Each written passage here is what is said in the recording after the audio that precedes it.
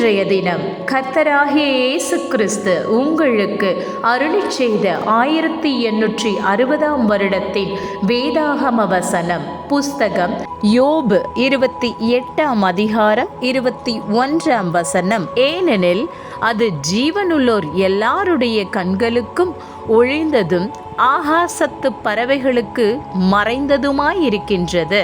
இவ்வசனத்திற்குரிய சிறிய வெளிச்சம் இதோ. தேவன் ஒரு காரணத்துக்காக நம்மை இப்பூமியில் வைத்துள்ளார். அவர் எந்த காரணத்துக்காக நம்மை இங்கு வைத்திருக்கிறாரோ அந்த காரணத்துக்கு நாம் அவருக்கு பொறுப்பாளிகளாய் இருக்கிறோம். இந்த அற்புதமான குமாரனின் ஒளியில் இராதவர்களின் மாம்சத்தை ஆகாயத்து பறவைகள் பட்சிக்கும் காலம் ஒன்று வரும் என்று எனக்கு வேதாகமத்தில் கூறப்பட்டுள்ளது. வியாதிகள் பாதையில் வந்து கொண்டிருக்கின்றன. மருத்துவர்கள் அதை தடுத்து நிறுத்த முடியாது.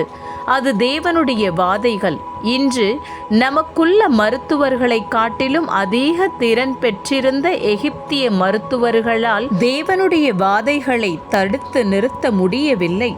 அங்கிருந்த குறி சொல்பவர்களும் போலி ஆட்களும் அப்படி செய்ய முடியவில்லை.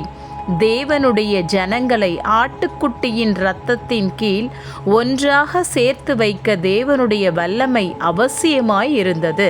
பரிசுத்த ஆவியே இன்று வாசல்.